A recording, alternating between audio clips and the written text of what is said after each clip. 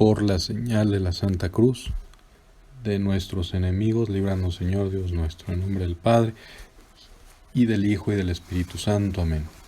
Señor mío y Dios mío, creo firmemente que estás aquí, que me ves, que me oyes. Te adoro con profunda reverencia. Te pido perdón de mis pecados y gracia para hacer con fruto este rato de oración. Madre mía Inmaculada, San José, mi Padre y Señor, ángel de mi guarda, intercedan por mí. Continuamos en este lunes leyendo en la Santa Misa como primera lectura el Génesis. Y se nos narra ahora cómo Adán, que se unió a Eva, su mujer, concibió y dio a luz en primer lugar a Caín y después a continuación a su otro hijo Abel. Como ya más o menos crecidos, Caín y Abel presentan sus ofrendas en sacrificio a Dios. Y la ofrenda de Caín, por alguna razón, quizá porque no ofreció lo mejor de lo que tenía, quizá porque no tenía rectitud de intención, no lo sabemos. El caso es que la ofrenda de Caín no fue agradable al Señor, y en cambio la de Abel sí que lo fue. Y Caín se enfureció y andaba resentido, dice la Escritura. Nuestro Padre Dios, que es bueno, lo buscó, lo animó, le pidió que dejara el resentimiento, que buscara hacer el bien, y entonces sería feliz. Y le advierte que si quisiera hacer el mal, el pecado estaría a su puerta, acechándolo como una fiera. Y recordándole al final de este primer diálogo que puede y que debe dominar el pecado. Ya conocemos la historia. Caín no domina su pecado, no domina su resentimiento, sino que lo alimenta al grado de planear el asesinato de su hermano. Por envidia, por resentimiento, quizá culpabilizando a su hermano de aquel fracaso en su ofrenda, Caín decide pues acabar con la vida de su hermano. Su hermano ya no era visto como un amigo, como lo que es, como un hermano que me ayuda a ser mejor, sino como el enemigo. Y lo asesina ahí en medio del campo y lo esconde. Dios le reclama: ¿dónde está Abel tu hermano? Y Caín responde con una de las frases más tristes de la Sagrada Escritura: no lo sé. ¿Qué acaso soy yo el guardián de mi hermano? Y el Señor ya le reclama, sabiendo lo que había hecho, que la sangre de su hermano está clamando ante su presencia desde la tierra. Y lo maldice y lo condena pues a vivir fuera de esa tierra que lo había visto nacer. Lo condena a pues andar por el mundo errante y fugitivo, pero le promete, eso sí, que nadie pondrá mano sobre él, que nadie se atreverá a lastimar a Caín, porque al fin está el amor de Dios, incluso sobre pues aquel fratricida, sobre Caín. Pues aquí vemos también a través de este relato lo que frecuentemente, por desgracia, sucede entre los hermanos de sangre y entre los hermanos del mundo, porque al final todos los hombres, toda la humanidad está compuesta de hermanos. Todos tenemos el mismo origen y por lo tanto estamos llamados a gozar del mismo fin en el cielo. Por eso el demonio usa siempre de sus estrategias para dividir. De hecho, la palabra diablo viene del griego diabolos, que significa lo que divide, el divisor.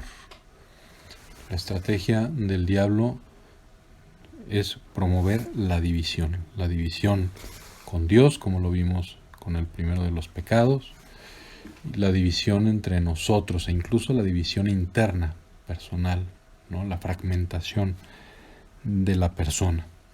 Y la Iglesia nos recuerda que hay que buscar la unión con Dios, en primer lugar, la unión con nuestros hermanos y la unión en nosotros mismos, la unidad de vida. El diablo divide para alejar de Dios, divide para hacernos infelices.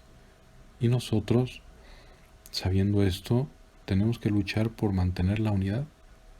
Algo está pasando en el mundo, si te fijas, que por aquí y por allá encontramos división.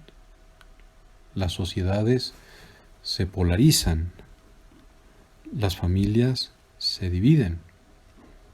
Yo estoy en México y basta escuchar el discurso de quien ostenta el poder, que se empeña día sí y otro también en dividir, ¿no? Entre los fifís y los chairos, entre los progresistas y los conservadores, entre los honestos, según él, y los corruptos. Y así pasa en los Estados Unidos, por ejemplo, y pasa en otros muchos países. Incluso a veces quizá hemos dejado que se nos cuele esa levadura de la división en la iglesia, ¿no? Y hay quien quiere ver dos iglesias, la progresista, la liberal y la conservadora tradicionalista, cuando esas categorías no son propias de la iglesia. Y a veces caemos en la trampa de caer en la división, ¿no? Y nos enojamos, a veces no sabemos ya ni por qué, con nuestros hermanos de sangre y hermanos en el espíritu. Y yo creo que el Señor hoy nos anima a recordar que la división no proviene de Dios y que Él quiere nuestra unidad. Acuérdate de la oración de Jesús en la última cena, pidiendo por la unidad de todos los que creemos en Cristo, que todos sean uno como tú, oh Padre, en mí y yo en ti, que también ellos sean uno y sean uno en nosotros, para que el mundo crea que tú me enviaste. Y tenemos frases preciosas en la Sagrada Escritura sobre la unidad. Por ejemplo, en Proverbios, el hermano ayudado por su hermano es tan fuerte como una ciudad amurallada. El Salmo 33 es precioso. Ved, qué dulzura, qué delicia convivir los hermanos unidos, porque es un ungüento precioso en la cabeza, que va bajando por la barba, que baja por la barba de Aarón hasta la franja de su ornamento. Y es rocío del Hermón que va bajando sobre el monte Sión, porque allí manda el Señor la bendición, la vida para siempre. Qué dulzura, qué delicia convivir los hermanos unidos, porque allí manda el Señor la bendición, la vida para siempre. Y quisiera, en este último minuto de nuestro ratito de oración, que hagamos examen de conciencia y que veamos nuestras relaciones con nuestros hermanos, con los hermanos de sangre, con los hermanos en la humanidad. Si no es que yo también he caído en la trampa de la envidia, del resentimiento, del enojo, si no le echo la culpa a los demás de todos mis problemas, si soy factor de división yo mismo. Que nos examinemos sobre nuestra propia unidad de vida, ¿no? Si soy una persona que tiene cohesión interna, que soy el mismo para bien, claro, cuando estoy en casa, si soy el mismo para bien cuando estoy en la calle, cuando estoy en el trabajo, cuando estoy haciendo las compras, cuando estoy en mis relaciones familiares. Y por supuesto mi relación con Dios. Que seamos factores de unidad, que nunca busquemos la división, que no hagamos grupitos con el fin de criticar, de atacar, de hacer daño a los demás.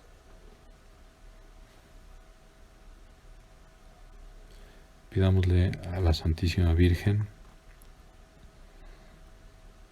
pidámosle a San José en este su año, que nos ayuden a vivir la unidad, que nos ayuden a perdonar, que nos ayuden a pedir perdón y que nos enseñen a restaurar las relaciones que están heridas y que necesitan de alguien, ¿verdad? Que a veces pues, tiene que un poco ceder en algunas cosas para conservar esa amistad y esa unidad en el amor.